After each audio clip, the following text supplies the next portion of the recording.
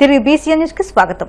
పంచాయతీరాజ్ వ్యవస్థలో పెను మార్పులు తీసుకొచ్చిన ఘనత కూటమి ప్రభుత్వానికి దక్కుతుందని పల్లెటూరులో పట్టుకొమ్మలుగా రాష్ట్రాన్ని సుభిక్షంగా ఉంచేందుకు ప్రభుత్వం అహర్నిశలు కృషి చేస్తుందని ప్రభుత్వ విప్ తాడేపల్లిగూడెం ఎమ్మెల్యే బొలిశెట్టి శ్రీనివాస్ పేర్కొన్నారు. రాష్ట్ర వ్యాప్తంగా మొత్తం 77 డివిజనల్ డెవలప్మెంట్ అధికారి కార్యాలయాలను ఉప ముఖ్యమంత్రి పవన్ కళ్యాణ్ ప్రారంభిస్తున్న కార్యక్రమంలో భాగంగా తాడేపల్లిగూడెం రూరల్ మండలం పెద్ద తాడేపల్లి గ్రామంలో నూతనంగా నిర్మించిన డివిజనల్ డెవలప్మెంట్ అధికారి కార్యాలయాలను ఎమ్మెల్యే శ్రీనివాస్ ప్రారంభించారు. ఈ కార్యక్రమంలో గ్రామ సర్పంచి పోతుల అన్నవరం, ఎంపీడీఓ చంద్రశేఖర్, జనసేన నాయకులు పావురు వెంకటేశ్వరరావు, పొల్లా బాబి తదితరులు పాల్గొన్నారు.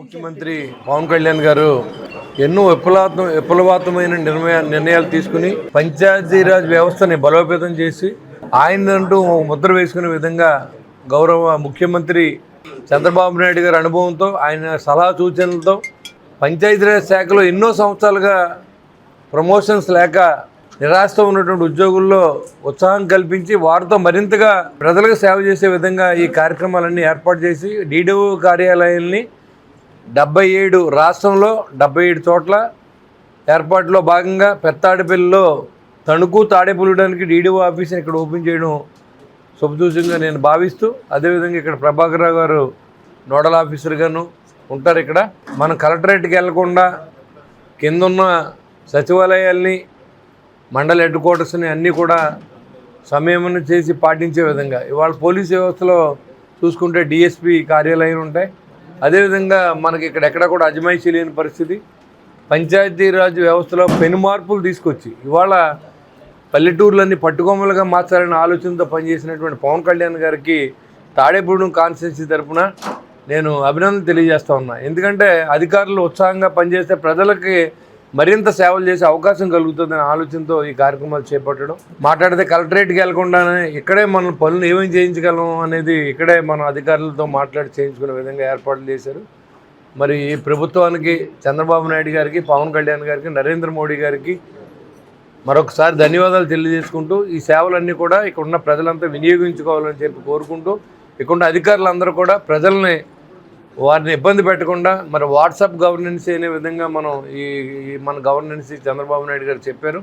అదేవిధంగా వచ్చిన ప్రతి సమస్యని సాల్వ్ చేసే విధంగా మీరు అందరూ మంచి చేసి మరింత ముందుకెళ్ళి మీరు ప్రమోషన్స్ ఇంకా రావాలి.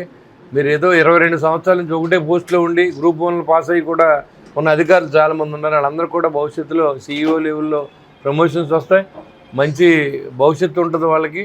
అదేవిధంగా ప్రజలను కూడా ఆదుకోవాల్సిందిగా తిరుపతి జిల్లాలో రాత్రి నుండి కురుస్తున్న భారీ వర్షంతో గూడూరు పట్టణ సమీపంలోని చవటపాలెంలో పలు నివాసాల్లోకి వరద నీరు చేరింది. అధికారులు హైస్కూల్లో ఏర్పాటు చేసిన పునరావాస కేంద్రానికి స్థానికులను తరలించారు.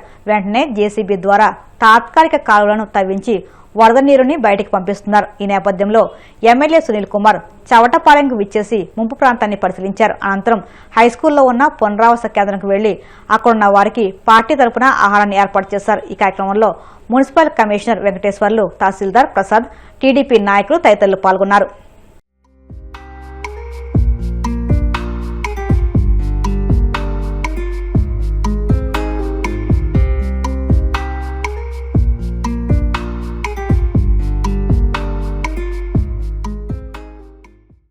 గ్రామాలు జలదిగ్బంధంలో కూరుకొని పోయినాయి.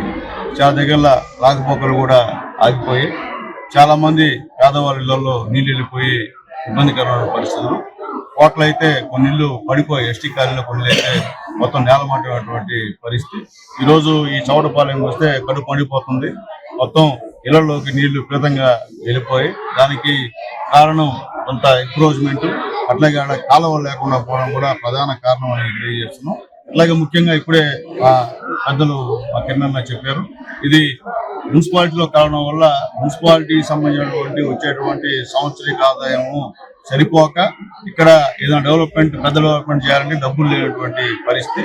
ఈ విషయాన్ని మేము మొన్న నారాయణ గారితో కూడా డిస్కస్ చేశాం. ఆయన ఖచ్చితంగా ఇవన్నీ కూడా రేపు పంచాయతీ చేస్తామని చెప్పి మాట ఇచ్చారు. అది కూడా త్వరలో తెలుస్తుంది. పంచాయతీ అయితే ఎన్ఆర్ఈఎస్ నిధుల కింద అభివృద్ధి కార్యక్రమాలు చేపట్టేటువంటి పరిస్థితుంది. అయినప్పటికీ డబ్బులున్నా డబ్బులు లేకపోయినా మా కమిషనర్ గారు ఇక్కడ మొత్తం చెప్పినప్పుడు గ్రావెల్ మొత్తం చాలా రోడ్లు దొరికిన విషయాన్ని కూడా ఒకసారి గుర్తు చేస్తున్నాం. అలాగే లైటింగ్ కూడా ఎక్కడైతే అక్కడ లైటింగ్ ఇచ్చేటువంటి కార్యక్రమం కూడా మా కమిషనర్ గారు చేస్తున్నారు. ఉదయం నుంచి కూడా 4 గంటల నుంచి కూడా మా కమిషనర్ గారు, మా ఎంఆర్ఓ గారు వాళ్ళు ఇరువురు కూడా ఇక్కడే ఉంటూ గూడూరులో ఏమేమి ఎక్కడెక్కడ ఇబ్బందికరంగా ఉంటాయి అన్ని కూడా పరిశీలిస్తున్నారు. అలాగే నేటి నుంచి మా సబ్ కలెక్టర్ గారు, మా కలెక్టర్ గారు, అట్లాగే ముఖ్యంగా మా ఎంఆర్ఓలు, మా పోలీస్ డిపార్ట్మెంట్, ఇరిగేషన్ శాఖ వాళ్ళు, అలాగే ఎండిఓలు అందరూ కూడా ఇళ్ళకి పోకుండా అక్కడే ఎవరు సంబంధించిన ఎంఆర్ఓ ఆఫీస్ లో ఉండడం, ఎక్కడైతే ఎఫెక్టెడ్ ఏరియాస్ ఉన్నాయో అక్కడ పోలీసు పహారా చేయడం ఉన్నటువంటి కార్యక్రమం కూడా డిఎస్పీ గారు పర్యవేక్షణలో జరుగుతున్న విషయాన్ని కూడా ఒకసారి తెలియజేస్తున్నాం. ఎందువల్లంటే ఈరోజు ఎప్పుడు లేని విధంగా ఇంతమంది ఈ విధంగా అన్యాయంగా ఉండడం చాలా బాధాకరమైన విషయం అని తెలియజేస్తున్నాం. అలాగే త్వరలో ఇక్కడ ఈ చౌట్లో కొన్ని అభివృద్ధి కార్యక్రమాలు మా నాయకులు సూచించిన మేరకు అవన్నీ కూడా చేస్తామని చెప్పి కూడా మేము తెలియజేస్తున్నాం. అలాగే తగ్గిన వెంటనే మా కమిషనర్ గారు తెలియజేస్తున్నాం. గ్రావిల్ ఎక్కడికైతే నీళ్లు వచ్చేస్తున్నాయో అదంతా గ్రావిల్ ఫిల్ చేయమని చెప్పి కూడా కమిషనర్ గారు తెలియజేస్తున్నాం. అలాగే ఎంఆర్ఓ గారు కూడా తెలియజేస్తున్నాం. ఎవరో అక్కడ ఒక అతను ఎస్టీలకు సంబంధించిన గవర్నమెంట్ సంబంధించిన భూమిని ఆక్యుపై చేసి ఈ రోజు నీళ్లు వచ్చేదానికి కారణం అతను అయినాడు. కాబట్టి అది కూడా క్లియర్ చేయమని చెప్పి కూడా మేము ఎంఆర్ఓ గారు తెలియజేస్తున్నాం. అవసరమైతే పోలీసు దగ్గర పెట్టుకుని, ఎందుకంటే పేదవాళ్ళ విషయంలో మీరు కొద్దిగా జాగ్రత్తగా ఉండాలి. మనుషుల్లో నీతి నిజాయితీ కనుమరుగవుతున్న ఈ రోజుల్లో భీముడోల్లో కూలి పనులు చేసుకుంటూ జీవించే ఓ మహిళ తనకు దొరికిన సొమ్మును బాధితుడికి అందజేసి నిజాయితీని చాటుకుంది. కాకినాడ జిల్లా కొండాయపాలెం గ్రామానికి చెందిన వ్యాపారి జవ్వాల సత్యనారాయణ ఏలూరు జిల్లా భీముడోల్లోని స్థానిక సంత మార్కెట్లో 36,000 రూపాయల నగదు పోగొట్టుకున్నాడు.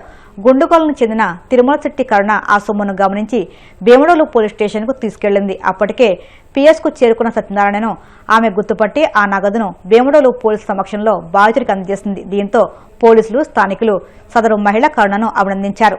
రాష్ట్రంలో గంజాయి నియంత్రించడంలో ప్రభుత్వం పూర్తిగా విఫలమైందని ఏఐవైఎఫ్ గుంటూరు జిల్లా ప్రధాన కార్యదర్శి షేక్ వలి ఆరోపించారు. గంజాయి సాగు చేసేవారిని పట్టుకోలేకపోతున్నారని, అరకొరగా పట్టుకున్న గంజాయితో ప్రెస్ మీట్లు పెట్టి ప్రచారం చేసుకోవడం సరికాదని విమర్శించారు. అధికారులకు వచ్చిన 2 రోజుల్లో గంజాయి నియంత్రణ చేస్తామని చెప్పిన పవన్ కళ్యాణ్ మాటలు ఏమయ్యాయని ప్రశ్నించారు. రాష్ట్రంలో జరుగుతున్న హత్యలు, అత్యాచారాల వెనుక గంజాయి మూట ఉందని హోంమంత్రిగా వంగలపూడి అనిత ఎందుకు ఉన్నారో అర్థం కావడం లేదని విమర్శించారు. నిరుద్యోగ సమస్య పెరిగిపోతుందని, ఎన్నికల సమయంలో విద్యారంగానికి ఇచ్చిన హామీలు ఏమయ్యాయని, జాబ్ క్యాలెండర్ ఏమైందో నా లోకేష్ సమాధానం చెప్పాలని డిమాండ్ చేశారు. రాష్ట్రంలో ప్రధానంగా 2 సమస్యలు యువత యువకులను వేధిస్తా ఉన్నాయి. అందులో ప్రధానంగా గంజాయి. ఈ గంజాయి సమస్య ఎలా ఉందంటే, గంజాయి మీద ప్రశ్నిస్తున్న పెంచలయ్య అన్న సిపిఎం నాయకుడు నెల్లూరులో దారుణంగా తన పిల్లల ఎదుటే పరిగెత్తించి దారుణంగా హత్య గావించబడ్డారు. దీని వెనకాల ప్రధానంగా అధికారులు ఉన్న అధికారులు కూడా దీంట్లో హస్తం ఉందని ఖచ్చితంగా చెప్పవలసిందే. ఎందుకంటే ఎక్కడో అడవిలో ఉన్న అన్నల్ని పట్టుకొని వస్తున్న ప్రభుత్వాలు ఏదైతే గంజాయి ఎవరు సాగు చేస్తా ఉన్నారు, ఎవరు అమ్మకాలు చేస్తా ఉన్నారు, ఇవన్నీ పట్టుకోలేకపోతున్నారంటే మీదే ప్రభుత్వ వైఫల్యం అనే ఏవైపుగా మేము ఖండిస్తా ఉన్నాము. ఖచ్చితంగా పెంచలే హత్య వెనకాల ప్రభుత్వం కూడా స్పందించాల్సిన రీతిలో స్పందించలేదు. అదే విధంగా ఈ పెంచలేని మృతికి కారణమైన నిందితులు అధికార పార్టీలో ఉన్నాయని న్యూస్ కూడా వస్తా ఉన్నది. కాబట్టి మేము ఒకటే చెప్తా ఉన్నాము, ఏదైతే మావోయిస్టులు అడవుల్లో ఉంటే వాళ్ళని పట్టుకొని వచ్చి మీరు చేస్తా ఉన్నారో, ఈ యొక్క గంజాయి మీద ఎందుకు మీరు అంటే ఇక్కడ ఏదో కేజీ 2 కేజీలు పట్టుకోవడము, ప్రెస్ మీట్లు పెట్టడము సరిపోయిందని కాదు.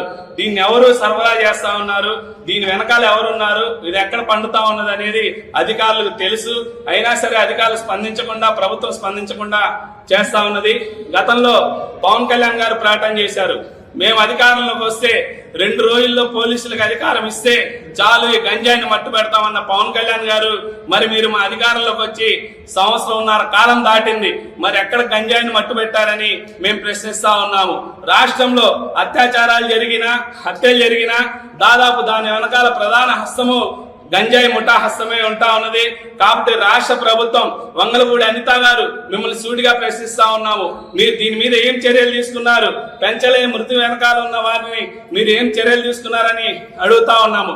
మరోవైపు చూస్తా ఉంటే 2వ సమస్య నిరుద్యోగ సమస్య. అధికారంలో రానప్పుడు నారా లోకేష్ గారు తన ఉద్యోగం భర్తీ చేయడానికి ఏదైతే యువగలం పాదయాత్ర చేశాడో తన ఉద్యోగాన్ని భర్తీ చేసుకున్నాడు. ముఖ్యమంత్రి తనయుడిగా తను ఒక విధంగా తనే షాడో ముఖ్యమంత్రిగా చేస్తా ఉన్నారు లోకేష్ గారు. ఆనాడు మీరు ఏం హామీ ఇచ్చారు? మేము అధికారంలో రాగానే జనవరిలో జాబ్ క్యాలెండర్ విడుదల చేస్తాము, లేకపోతే నా చొక్కా కాలర్ పెట్టుకోమన్న లోకేష్ గారు మీరు ఎక్కడున్నారు? జాబ్ క్యాలెండర్ అడుగుతా ఉంటే మీరు జాబ్ క్యాలెండర్ ఇవ్వాలంటే సరైన యువకులు దానికి సంబంధించిన చదువు లేదని మీరు చెప్తా ఉన్నారు. అంటే 2,35,000 ప్రభుత్వ ఉద్యోగాలు ఇవ్వడానికి కూడా మీరు ఒకవైపు ఈ కారణాలు చెప్తా ఉన్నారు, మరోవైపు విశాఖలో మేము గూగుల్ తెచ్చామని చెప్తా ఉన్నారు, 20 లక్షల ఉద్యోగాలు ఇస్తామని చెప్తా ఉన్నారు. మీరు తెచ్చిన వాటికి ఉద్యోగాలు ఇస్తామని చెప్తా ఉంటారు, మేము అడిగిన 2,35,000 మాత్రం ఉద్యోగాలు ఇవ్వమని చెప్తా ఉంటారు. ఉద్యోగాలు ఇవ్వని పక్షంలో నిరుద్యోగ భృతి 3,000 రూపాయలు ఇస్తామన్నారు. సంవత్సరంన్నర కాలం నడుస్తా ఉన్నది, ఎక్కడ నిరుద్యోగ భృతి ఇచ్చారని అడుగుతా ఉన్నాము. అదే విధంగా వాలంటీర్లు 5,000 కాదమ్మా 10,000 ఇస్తామని చెప్పిన సీనియర్ ముఖ్యమంత్రి, దేశంలోనే నేనే సీనియర్ ముఖ్యమంత్రి అని చెప్పుకునే చంద్రబాబు నాయుడు గారు ఉన్న 2,60,000 ప్రభుత్వ వాలంటీర్ ఉద్యోగాలను కూడా తీసివేశారు. కాబట్టి ఒకటే చెప్తా ఉన్నాము, ఏదైతే గంజాయి సమస్య మీద అదే విధంగా నిరుద్యోగ సమస్య మీద గనక మీరు గనక పట్టించుకోకపోతే భవిష్యత్తులో చలో విజయవాడకు కూడా పిలుపు ఇవ్వబోతా ఉన్నామని అఖిల భారత సమాఖ్యగా హెచ్చరిస్తా ఉన్నాము. రష్యా అధ్యక్షుడు పుతిన్ 2 రోజుల కీలక పర్యటన కోసం ఢిల్లీ చేరుకున్నారు. ఈ పర్యటనకు అత్యంత ప్రాధాన్యత ఇస్తున్న ప్రధాని మోదీ ప్రోటోకాల్ను పక్కన పెట్టి స్వయంగా విమానాశ్రయానికి వెళ్లి పుతిన్ కు సాదరంగా స్వాగతం పలికారు. ఇద్దరు నేతలు ఆత్మీయంగా ఆలింగనం చేసుకుని ఒకరినొకరు పలకరించుకున్నారు. అనంతరం ఒకే వాహనంలో విమానాశ్రయం నుంచి బయలుదేరి వెళ్లడం ఇరు దేశాల మధ్య ఉన్న బలమైన స్నేహబంధానికి నిదర్శనంగా నిలిచింది.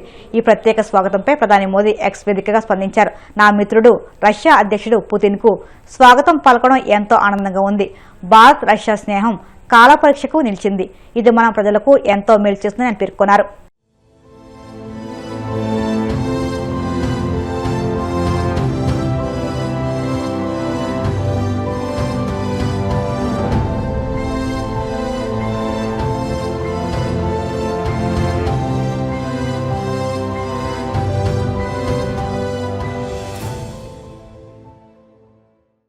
వార్తలు ముగించే ముందు ముఖ్యాంశాలు మరొక్కసారి. జనసేన, టీడీపీ, బీజేపీ నాయకులు, కార్యకర్తలతో ప్రత్యేకంగా సమావేశమైన డిప్యూటీ సీఎం పవన్. రాష్ట్ర అభివృద్ధికి కూటమి నాయకుల ఐక్యతే మూలం అని ఉద్ఘాటన. ప్రజా ఆరోగ్యం కోసం కేంద్రం తీసుకుంటున్న చర్యలు అభినందనీయం. పార్లమెంట్ శీతాకాల సమావేశాల్లో కాకినాడ ఎంపీ తంగెళ్ల ఉదయ శ్రీనివాస్ వెల్లడి. పరకామణి కేసుపై జగన్ మాట్లాడింది చూస్తే చోరీ వ్యవహారం ఆయనకు తెలిసే జరిగినట్లు అనిపిస్తుంది. విమర్శలు గుప్పించిన టీడీపీ పొలిట్ బ్యూరో సభ్యుడు వర్ల రామయ్య. 2 రోజుల పర్యటన కోసం భారత్ కు రష్యా అధ్యక్షుడు పుతిన్. 23వ భారత్ రష్యా వార్షిక సదస్సులో పాల్గొననున్న ఇరువురు నేతలు. ఈ వార్తలు ఇంతటితో సమాప్తం. మరిన్ని వార్తల కోసం BCN digital YouTube channel, Facebook పేజీని ఫాలో అవ్వండి. అప్డేట్ వార్తల కోసం ప్లీజ్ సబ్స్క్రైబ్.